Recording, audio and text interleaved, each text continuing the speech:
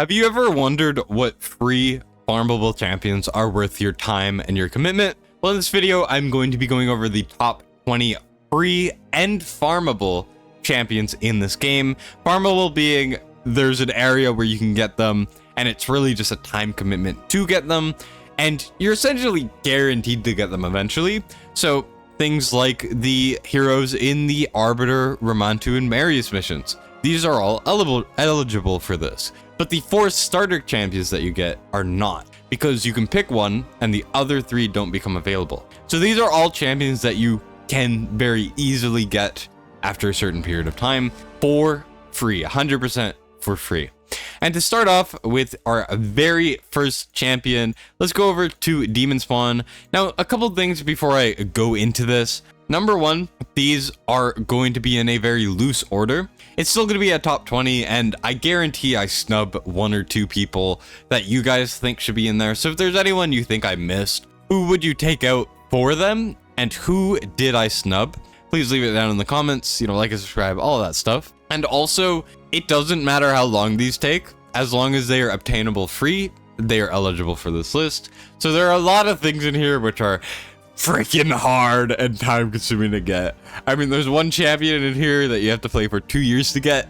That's what we're dealing with here. So just a quick disclaimer before we get into this. If you're looking to have one of the strongest possible starts, make sure to click the link in the description to get a free legendary Bambus 4-leaf and one of the best epics in the game to gore as you level up. Now, to make it happen, here are all the steps you need to follow. Number 1, make sure you are logged out of Plarium Play on PC, or you just don't have it installed at all. The next step, you just gotta go into the description, click the link, and register with a brand new email. Once you launch Raid and complete the tutorial, go to the mail, and there sitting will be your free legendary, and the epic will come soon after once you hit level 15. Starts like this in gachas are unheard of.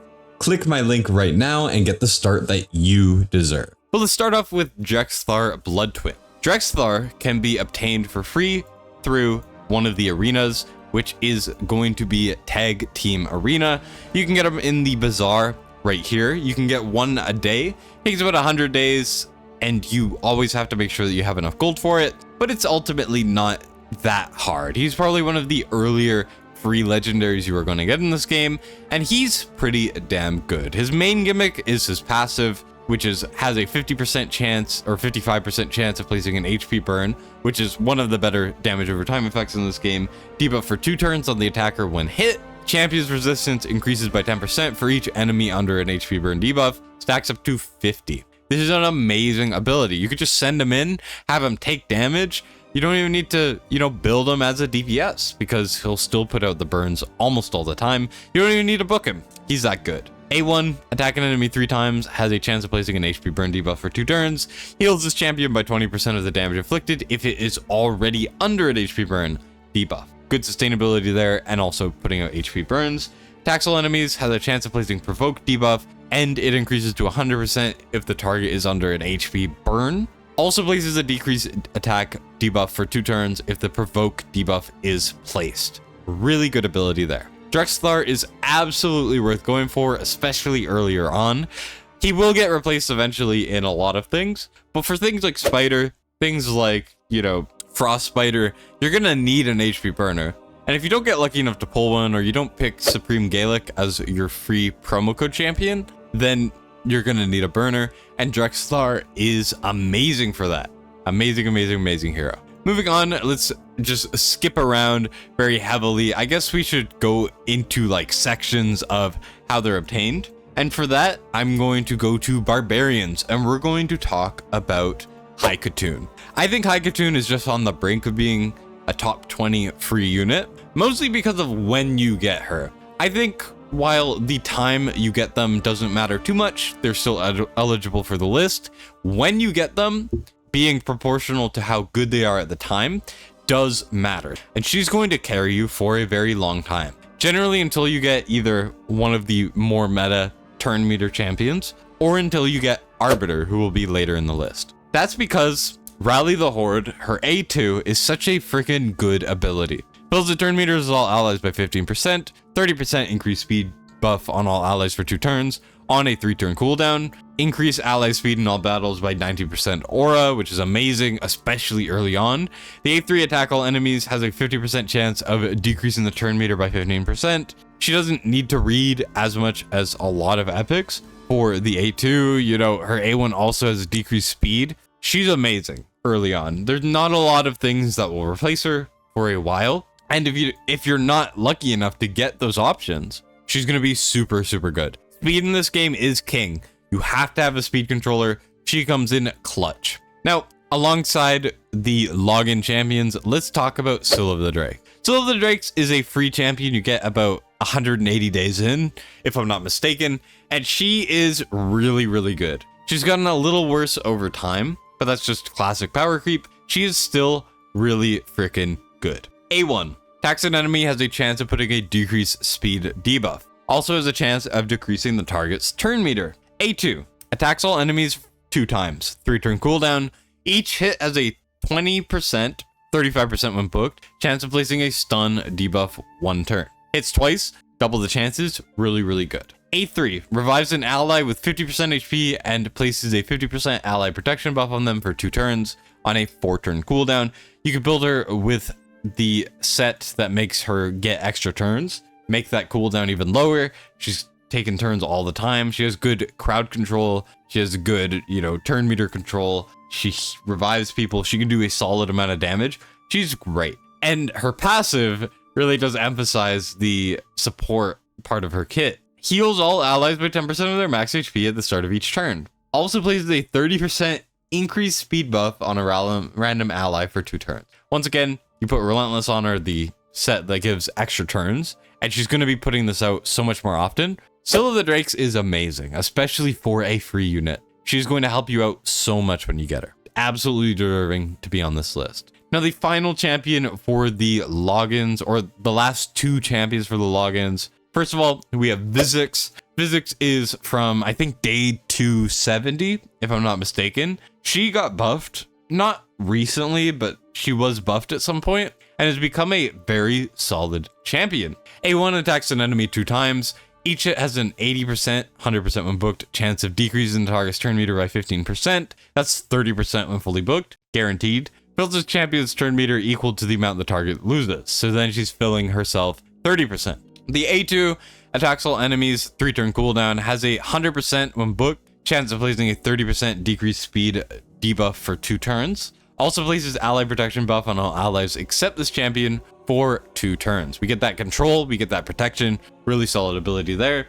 3-turn cooldown. And then the A3, 3-turn cooldown once again, attacks all enemies, places a provoke debuff for 1 turn, places a shield buff on this champion equal to 20% of their max HP for 2 turns. AoE provokes are honestly pretty hard to get. So having it on a champion you are guaranteed to get, no matter how unlucky you get with pulls, is really solid. Vizix deserves to be on this list. Moving on to the final, and I mean final, champion that will be on this list for daily logins is, where are they? Is going to be Eric's. Eric's is a little bit of a big ask when it comes to obtaining them. Eric's requires you to log in for 2 years, which is insane. Eventually, you know, people were logging in for multiple years. This game is 6 years old, and the devs were basically like, it's been a while since we've had a login champion. There's 2 login champions, or at least before Eric's, now there's 3, that you could get after logging in past Vizix. And Eric's is the most recent of those. Eric's is, honestly, pretty solid. A1 attacks all enemies, has a 25%, 35% when booked, chance of removing a random buff from each target. A2 attacks all enemies, has a 50% chance, 75% when fully booked, of placing a stun debuff for 1 turn. Transfers a random debuff from this champion to the targets that receive stun debuffs from this skill. Really good. It's like a pseudo cleanse for him, you know, puts it on your opponents, ends AoE stun, 3-turn cooldown, really good ability there. A3 is 3-turn cooldown once again,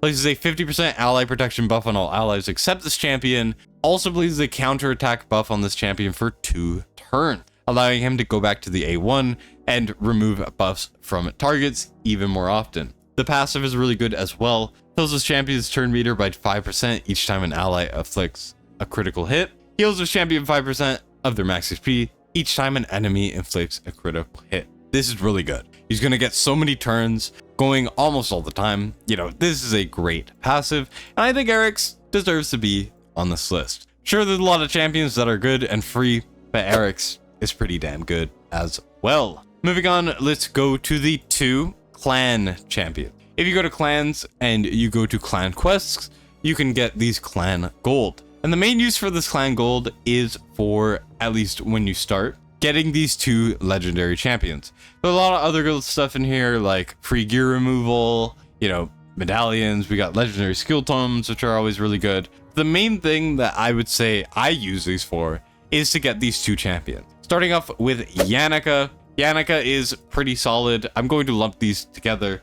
But basically, Yannicka A1 puts on a leech and then attacks all enemies instead of single. Instead, if this champion is under a veil buff, which is really good because her A2 attacks an enemy and places a perfect veil buff on this champion for 3 turns if the attack is critical when ascended, and it grants an extra turn. This is a 3-turn cooldown.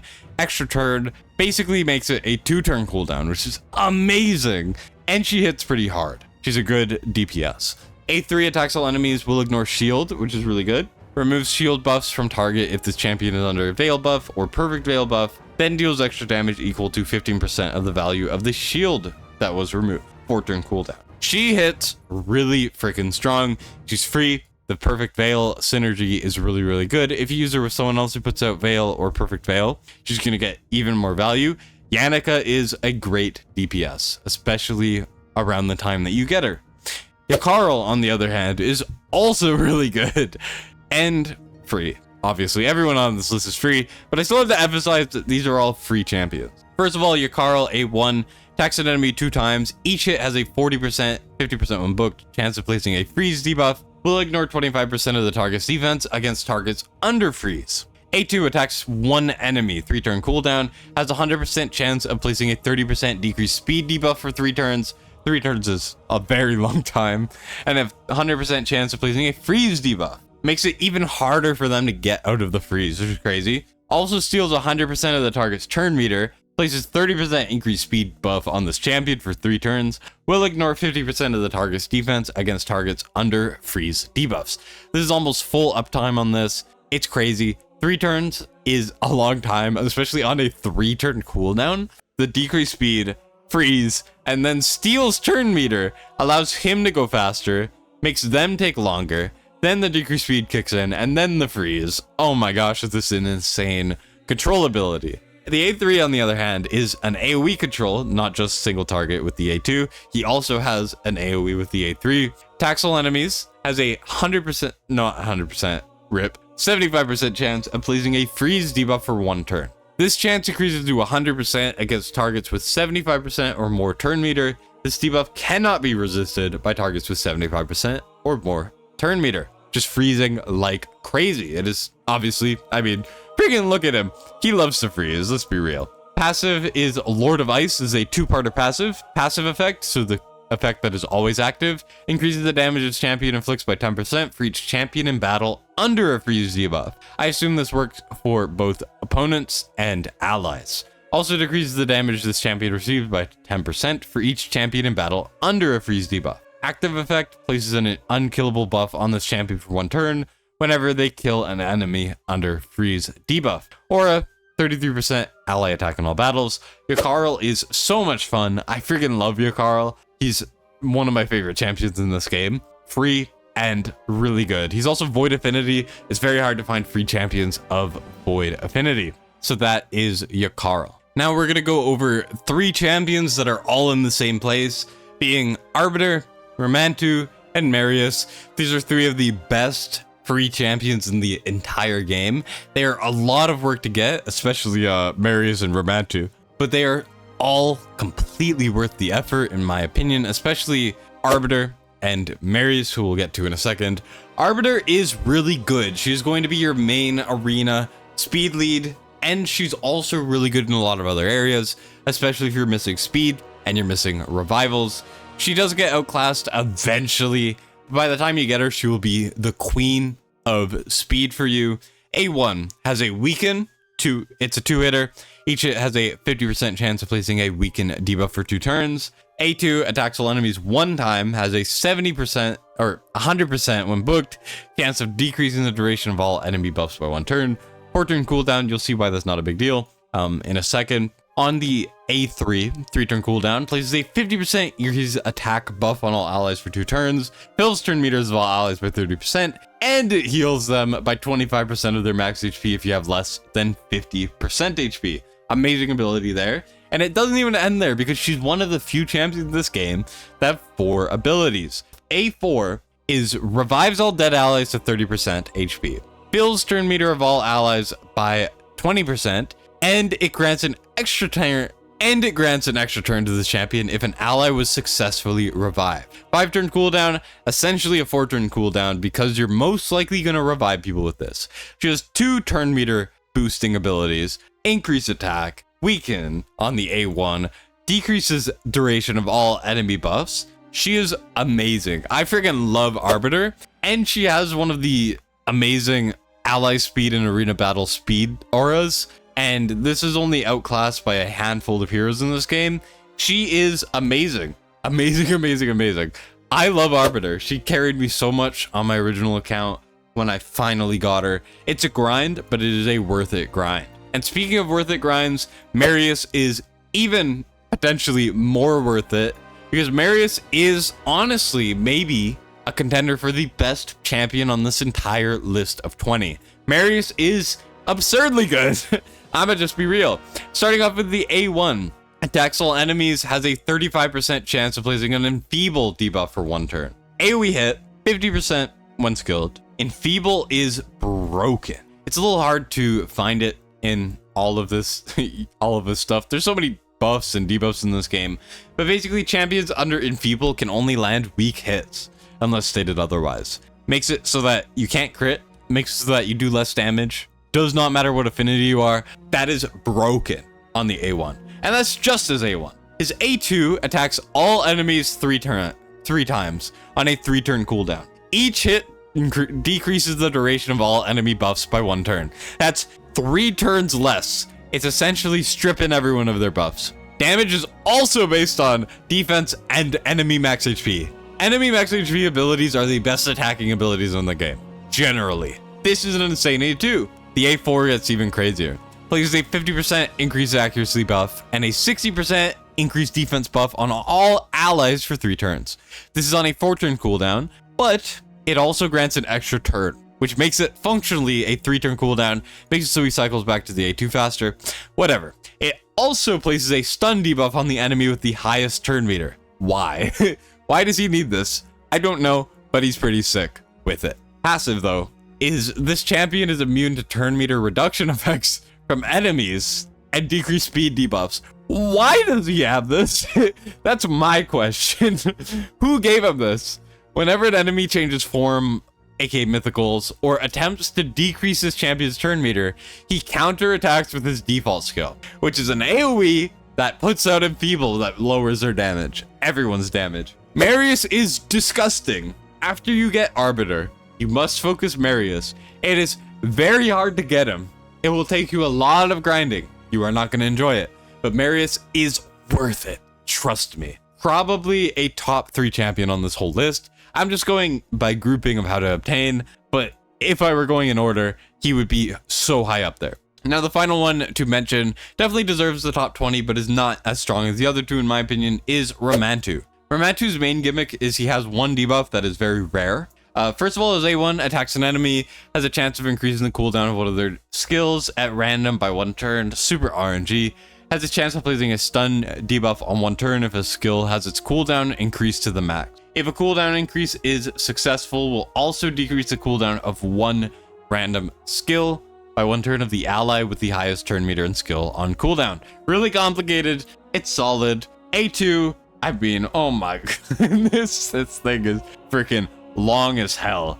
So first of all, attacks an enemy 4 times. First hit, decrease defense. Second hit, weaken. Third hit, decrease speed. Fourth hit, block buffs. This is all for 2 turns. This is on a 3-turn cooldown, and it's guaranteed when he's fully skilled. Also has a 75% chance of placing True Fear debuff on all enemies. for 1 turn if the target had 4 or more debuffs after the attack, which he is almost guaranteed unless they have high resistance. This is an amazing ability. Only 1 turn target. A3, 3 turn cooldown, attacks all enemies, has a chance of removing all buffs from all enemies before attacking. Also has a chance of placing block active skills debuff. This thing is really rare. Debuff for 2 turns on enemies without passive skills, or block passive skills debuffs for 2 turns on enemies with passive skills. So active skills, passive skills, he does it all, right? Passive, whenever an enemy places a stun, sleep, freeze, fear, true fear, or provoke on this champion,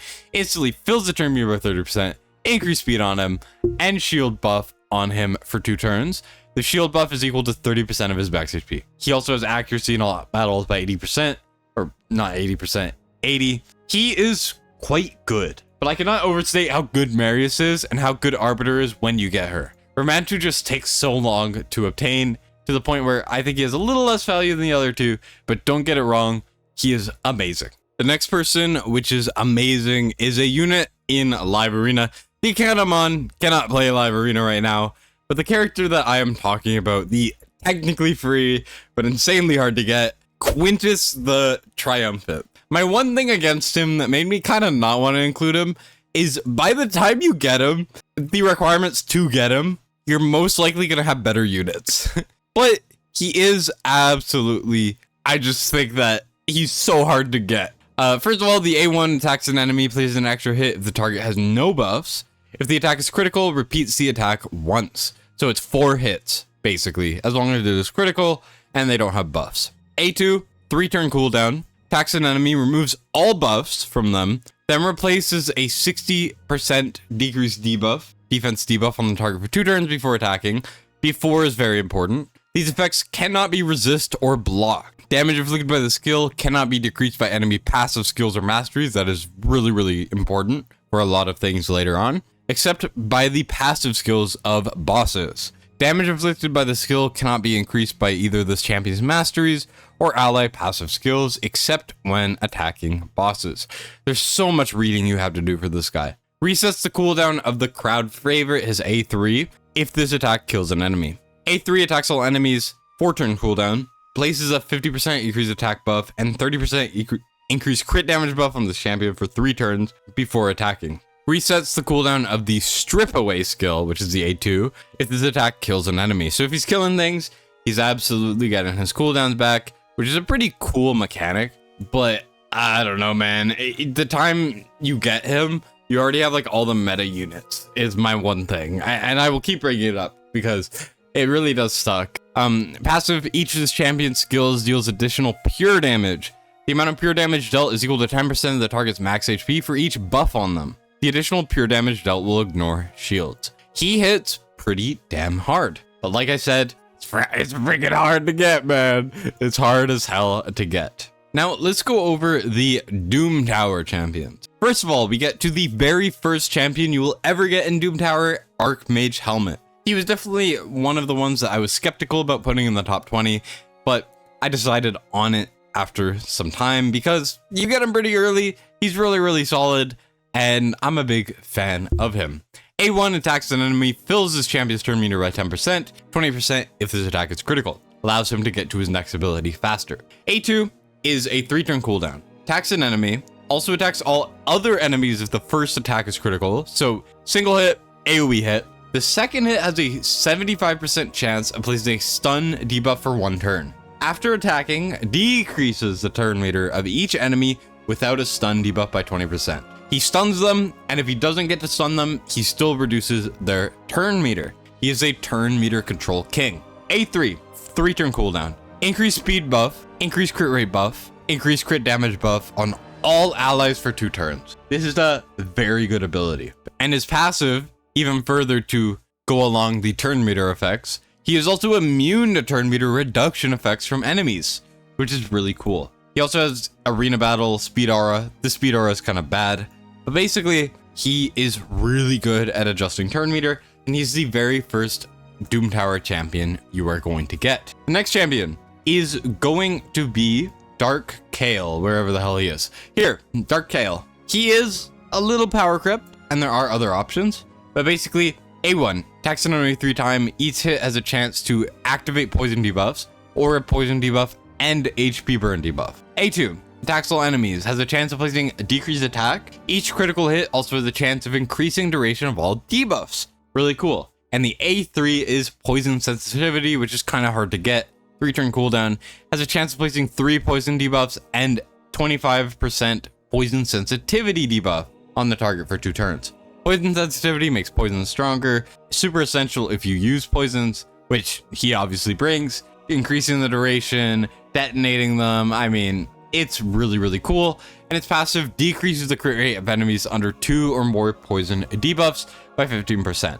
If there's multiple champions on the team with this skill, only one will activate. Kind of to counter using dupes. Anyways, Dark Gale is the second champion you will get from normal Doom Tower, and he is really solid. Now, another Doom Tower champion, which you are going to get so much later from hard Doom Tower, is Varl. Varl is pretty solid, especially for a free unit. Attack-based champion, he is obviously Orcs. A1, attack an enemy, heals his champion by 30% of the damage inflicted. A2, attacks all enemies, chance of placing weaken, also decrease attack on those enemies who receive a weaken. When fully booked, 100%. 3-turn cooldown as well, which is a big plus. A3, attacks an enemy, ignores 30% of the target's defense, destroys the target's max HP by 50% of the damage inflicted, places a block damage buff on this champion for 1 turn if he kills an enemy. 4-turn cooldown, but still solid ability. Passive, mass murder, increases this champion's attack by 10% each time they use an active skill. Stacks up to 100%. The more he uses turns, the stronger he gets. He hits pretty damn strong, and he is very solid. Now, for the next champion, we're gonna jump all the way over to the referral area of the game. This champion is pretty damn solid, but he's really freaking hard to get. First of all, you have to go through referral ranks. You need to get 3 people to level 50 to unlock, first of all, Djarmasa. I can't pronounce her name, but she's pretty solid. She's a decent reviver, and she pairs well with the next guy, which is going to be Chronom. Chronom is very solid. Now, to read his kit, let's go over to the Barbarians. Chronom is hard as hell to get. He takes forever unless you try to cheese it, but he is pretty solid. He is an attack-based champion, DPS, attacks an enemy 2 times. Each has a 30% chance of increasing the duration of a random debuff on the target by 1 turn. Twice, really solid. If Djarmasa is on the same team, each hit also increases the duration of HP burn debuffs on the target by 1 turn. Amazing HP burn synergy throughout his kit. A2, 4-turn cooldown, attacks 3 times at random. Each hit has a 100% when booked chance of instantly activating any HP burn debuffs on each target. Heals his champion by 10% of their max HP for each HP burn debuff activated by this skill. A3 attacks all enemies, 3-turn cooldown, has a 100% when booked chance of placing an HP burn debuff for 2 turns. Fills the champion's turn meter by 15% for each HP burn debuff placed by this skill. Passive. 4-turn for the active effect, but it also has a passive effect. Every 10 times active skills are used in battle by either enemy or allied champions. This champion instantly activates the Berserker's Delight skill, which is going to be the activation ability, the A2. This happens every 5 times active skills are used if Djarmasa is on the same team. Active effect is if she is on the same team, revives this champion with 50% HP and 50% turn meter when killed. They are a great combo. You could technically get them pretty early, but it requires a lot of grinding, obviously. Or just having friends, which I don't know about you guys, but it's kind of hard to get friends in my opinion. But he's pretty damn solid. Now, I'm trying to save the last 2 for last, but at this point, pretty much everyone remaining is really good. Let's start off with the 2 clan boss related champions. First of all, we gotta go to Dark Elves for the Hydra champion. This champion is so worth going for, and that is Mithrala Lifebane. As you can see, she is really good. You want to do Hydra even just for her. She's that good. A1 attacks 2 times at random. Each hit has a 100% chance of placing a poison debuff. Solid. A2, 3-turn cooldown. She doesn't like to read all that much, which is a big plus for me. A2 attacks all enemies, places a hex debuff for 2 turns. Also places an increased defense buff and an increased attack buff on all allies for 2 turns. Amazing ability there. I'm not a big fan of hex, but she also brings 2 really good buffs on your entire team.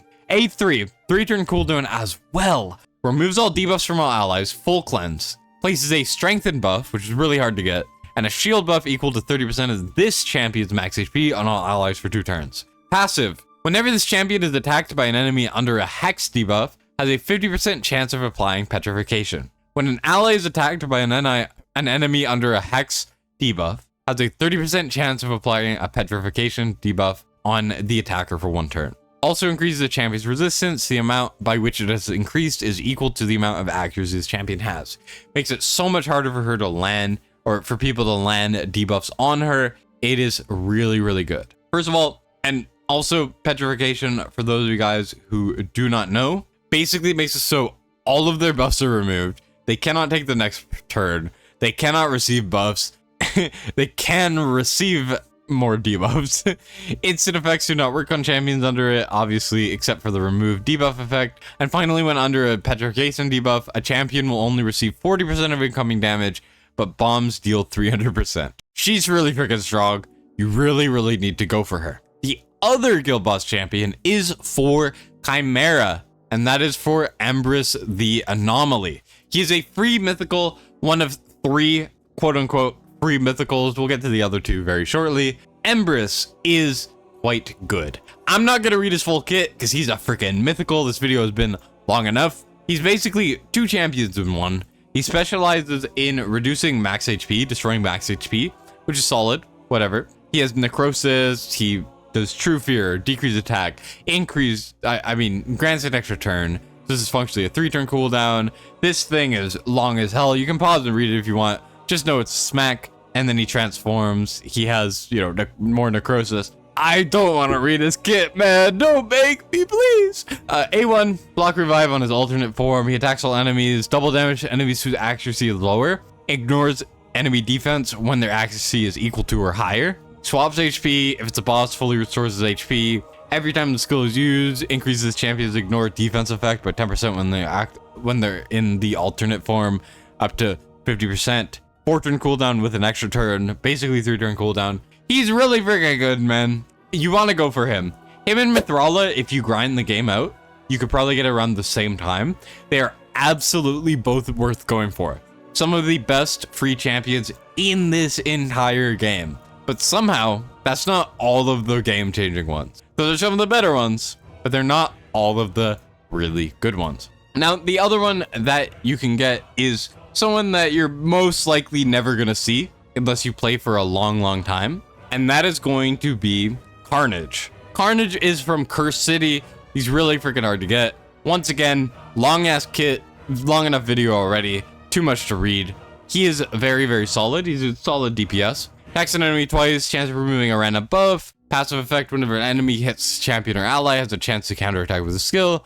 Increases for each debuff on the enemy. Attacks an enemy twice before attacking, swaps HP, steals all buffs, transfers all debuffs, and places a seal debuff on the target. Cannot be removed. Debuff cannot be resisted or blocked if the target has 50% HP or less. A3 attacks an enemy 3 times. Block passive skills. Debuff cannot be removed. Block active skills. Debuff cannot be removed. And third hit steals all of the target's turn meter. Is so dumb. Ignore resistance when skilled. Really freaking stupid. I mean, you could read it. That's just one of his forms. Also, ally speed in arena battles with 33%. Then he swaps, and you could do heal, also counterattack. Attack all enemies, ignore shield, ignores ally protection, and unkillable. A3 attacks all enemies, block revive. I mean, this guy is freaking stupid. He's really good, right? That is Carnage. He's from Curse City. You're probably never gonna see him, if we're being honest, but he's absolutely amazing. Next, we get to a Siege champion, which is also in Demon Spawn. I probably should have stayed there. Authoritatrix Lamassu. She is very, very good. A1 attacks all enemies. Has a chance of placing decreased attack on everyone for 2 turns. A2 has a chance to place a block buffs debuff, true fear debuff on all enemies for 2 turns. If it's a boss, it has a chance to place block buffs and decrease speed instead. A3 removes all debuffs from a single ally except this champion and places 2 intercept. I'm gonna have to go really deep to find what intercept does. I don't even remember. Oh my god, this is a lot of reading. I'm not gonna read this. You guys can read it. Just know that intercept is pretty good. And she also fills the target ally's turn meter by 50% and resets the cooldown of all of their skills, which is really solid. It is only one ally, but it is pretty good. 4 turn cooldown. Passive, immune to sheep debuffs, which is one of the most annoying debuffs in the game. And each debuff placed by this champion decreases the target's turn meter by 5%, permanently decreases their resistance accuracy by 10, stacks up to 100%. And honestly, she's just crazy. For a free champion, she's absolutely worth going for. Really, really, really good champion there. Moving on to the final 2 champions on this list. These are 2 of the best ones, arguable 1 or 2. Depends on where you put Marius in this. You know, these are all freaking amazing. Let's go to, in my opinion, the, second or third best, which is going to be Lady Mikage. Lady Mikage is a free permanent fusion. She is pretty time consuming to get. Obviously, it takes a long time, but eventually when you do get her, she's going to carry you. She is really, really good. A1 hits an enemy with a random ally, so it's like one ally, ally attack with someone from the Shadowkin faction. If you have ninja, even better, but really, this is just a good ability. Also, shield buff equal to 10% of this champion's max HP on the ally with the lowest HP for 2 turns. A2, tackle enemy, decreases the duration of all enemy buffs and all ally debuffs. Then increases the duration of all enemy debuffs and all ally buffs. Why is it so good? I don't know, but they made it that good. 3 turn cooldown. This one's a 4 turn cooldown, but it's increase attack, increase crit damage on all allies, teams up with them to attack a single enemy, and the allies running attack will obviously use their default skill. Ally attack abilities are so good, and this is one of the better ones out there. Passive at the start of this champion's turn removes all debuffs from the ally with the highest attack. Amazing, amazing stuff. Also, 80 ally accuracy in all battles. She then swaps to her other thing. Basically, her first one was like, kind of a more supporter role. This is more of a debuffer role. A1 places a sleep debuff. It's guaranteed, by the way. Also decreases the target's turn meter. Then A2 attacks all enemies, places a stun, guaranteed, reduces the turn meters of all enemies by 30% as well. 3 turn cooldown. A3, 4 turn cooldown. Places an increased accuracy buff on all allies, removes all buffs from all enemies, places weaken on them for 2 turns. Why? And the passive at the start of this champion's turn decreases the turn meter of the enemy with the highest attack. Why is she so good? I don't know, but thank goodness she is, because she is free and you will eventually get her. Oh my god, is she good. And then the final person we will be talking about in this video, the, in my opinion, best free champion, obviously is up to debate, is going to be Lydia. Lydia is the final reward for faction trials. Every time a new faction comes out, she gets pushed even harder to get, but basically she is absolutely worth it because, she's amazing. She's a support champion, dark elves, freaking void, and she has a lot in her kit. A1, attacks an enemy, 100% chance of placing fear debuff for 1 turn, 100% chance of increasing the duration of any poison sensitivity. Passive effect attacks enemies with this skill whenever they place a freeze, stun, fear, true fear, or petrification on an ally. The number of attacks increases according to how many debuffs are placed at that time. 1 attack for each of freeze, stun, blah, blah, blah, blah, blah placed. The first attack will target the attacker, while all extra hits will attack random enemies. Can only attack each enemy once. A2 is the main ability for her. This thing is freaking crazy. It's 3 turn cooldown, first of all. Attacks all enemies. Has a 100% chance of placing decreased debuff, weaken, strengthen on your allies, increase speed, and this is all for 2 turns on a 3 turn cooldown. This is one of the best abilities in the whole game, in my opinion. Freaking amazing. The A3 is also pretty good. 3 turn cooldown, attacks enemy twice. First hit has a chance of placing poison sensitivity. Second hit has a chance of placing block buffs and block ally skills. 2 turns. Crazy stuff there. Passive as well. Denies enemy revive attempts. Works even if this champion is dead. 7 turn cooldown is a lot of time, but it's pretty good. If this champion is alive when the enemy revive is denied, revives all dead allies with 50% HP, 50% turn meter, grants an extra turn instead if there's no dead allies.